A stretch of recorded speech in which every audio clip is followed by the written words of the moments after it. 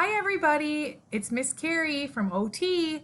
Today we're going to be talking about stress management and we're going to make some fun fidgets.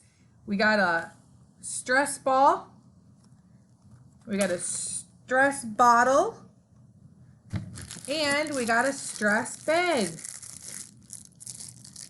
But first, before we get making our objects, I want you guys to watch a video on what stress is. Because stress is a really hard word to understand.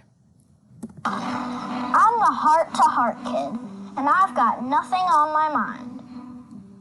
Give me a second. There we go. Seriously, let's talk about something near and dear to your heart. Toenail fungus. I'm just kidding. I'm talking about stress. Now, there's good stress, like what you feel when you try something new, or fall in love, yuck, or work out. You feel excited, motivated, and enthusiastic. Bad stress is stuff like feeling overwhelmed at work, or at school, or from dealing with a sick loved one, or from getting dumped. You might feel exhausted, unhappy, and just seriously out of sorts. A little stress won't hurt you, but if you're stressed a lot, or over a long period of time, it's important to find healthy ways to deal with it. Stress can raise your blood pressure. Stress can lead to doing unhealthy stuff like smoking, drinking, overeating, or laying on the couch for hours at a time trying to forget your problems. Anyway, there are lots of things you can do about stress. Take a break to go for a walk or a run. Take deep breaths, eat a healthy diet, and make sure you get enough sleep. Try yoga. It's super relaxing. The point is, there's a lot you can do to reduce stress. Reducing your stress can lower your blood pressure and reduce the urge to yell at the dog for no good reason. Look, if you're really stressed and can't cope with it, consider getting some advice from your doctor. Life's too wonderful to get all miserable from stress. Learn to relax. Okay, guys. I think he definitely explained what stress is really well. So instead of getting upset with your parents or with your siblings, I want you guys to try to use these fidgets that we're about to make to calm down instead of yelling or kicking or being mad at someone, like at yourself even. So the most important thing is making sure that we have all safe equipment for this activity. So what we're going to start making is the stress ball. I made it out of balloons and it's got flour in it. So what we're going to need is 2 balloons, a half a cup of flour, a funnel, and a spoon. So I blew up the balloon a little bit first, just to stretch it out a little bit, okay guys?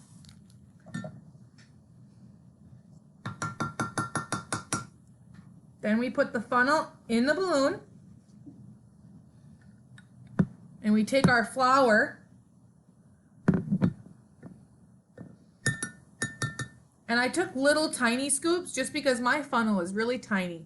And we're gonna just slowly put this flour in to whatever designated level you guys want. Okay? I kind of went ahead and did this because it took me a little bit of a longer time than what I thought it was gonna take. So if you need to pause the video to fill yours up, you can. Then we're gonna tie a knot in the top of this balloon. So what I do is I wrap it around 2 fingers and I shove it right in between the 2 and you pull tight. Just like that. And just for safety, I'm adding another balloon because I don't want it to pop. So what I'm doing is I'm putting it face down.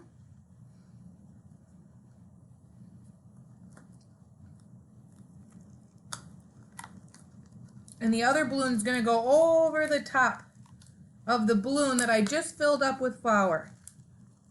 This can be a little bit more difficult than what it looks.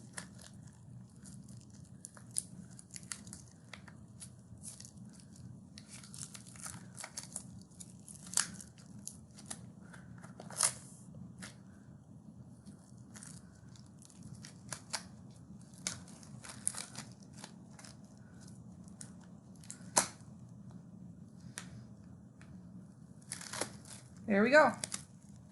So now our balloon is doubled. So I'm going to tie this one.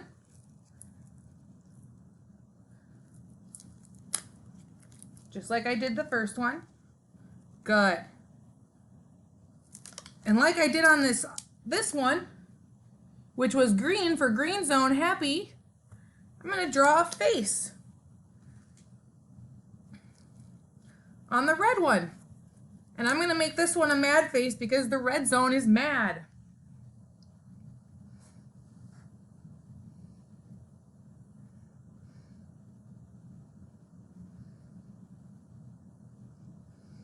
So I drew a little face. Next, if you guys want to, you can. If you don't want to, you don't need to. I cut the top of the balloon to give it a little bit more friggles.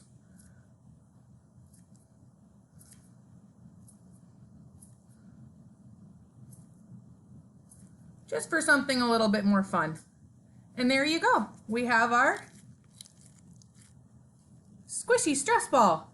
So when you're feeling upset, instead of getting mad, you can squeeze your stress ball. Okay, good job, everybody. Our next one we're gonna make, and you guys don't have to make all of these. You don't have to make any of them if you don't want. I just got a lot of options, so because I know that these things are kind of hard to find at home. So the next one is this really cool water and oil bottle. See how it kind of moves like this? I thought it was pretty cool. So this is the one I made earlier. What we have to start with is you have to find an empty bottle around the house. You can have really any kind of bottle you want. I used an empty pop bottle for this one, but I think this time we're going to use an empty water bottle. So what we're going to do is you have to take off the tag.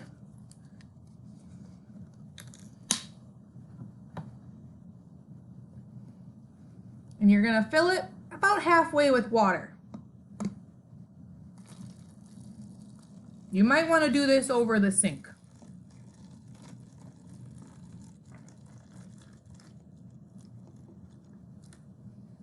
Okay, halfway with water. Then we're going to take food coloring. And since I used blue last time, I think I'm going to use red this time. I just squirted a few squirts in there.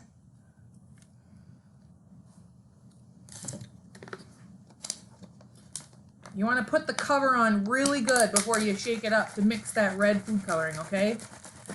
Otherwise, your whole kitchen or wherever you're doing this is going to get red. Good job. Okay. Next, I have some glitter here. You don't have to put it in there if you don't want to. I'm going to put some glitter in mine. I put some red. Let's put some green.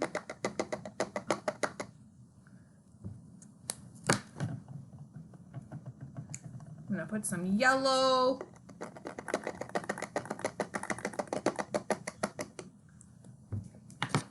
And there's our glitter. I don't know if you can see it. And next, I just found some items around the house that would be safe to put in the bottle. So I found some old gems here that I'm going to put a few in. just to make it fun.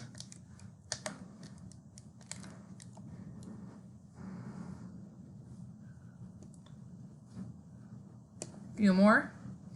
And then I found some old buttons.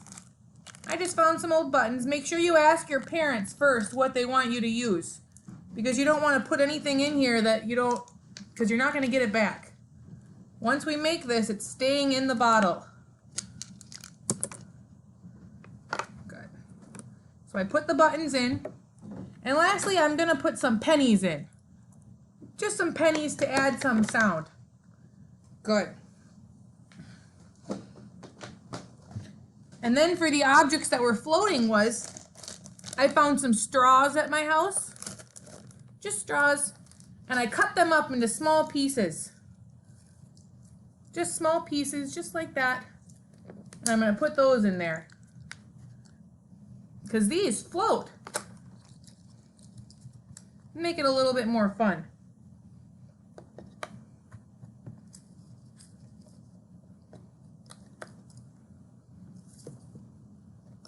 Good job. And next, we top it with, we can either use vegetable oil, olive oil, or coconut oil. The first one I used coconut oil, that's why it's clear. But I ran out, so this one we're going to use some vegetable oil.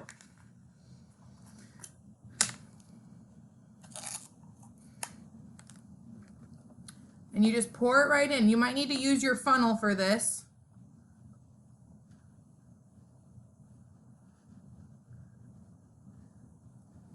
Okay.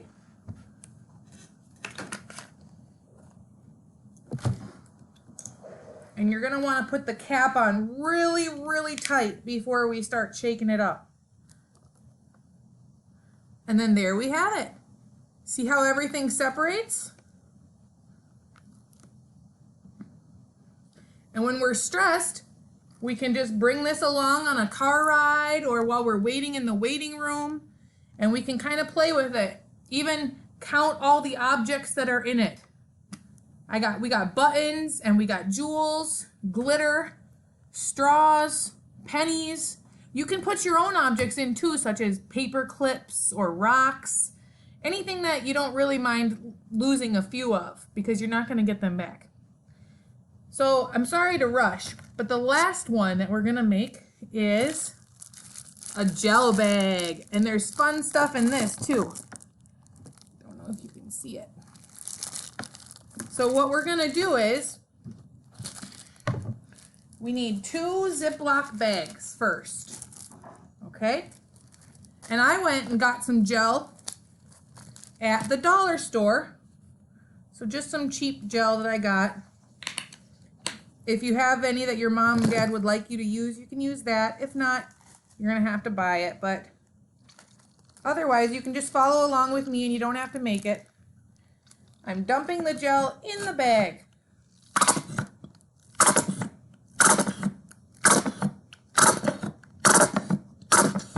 About halfway. Okay. Good. So now I got my gel.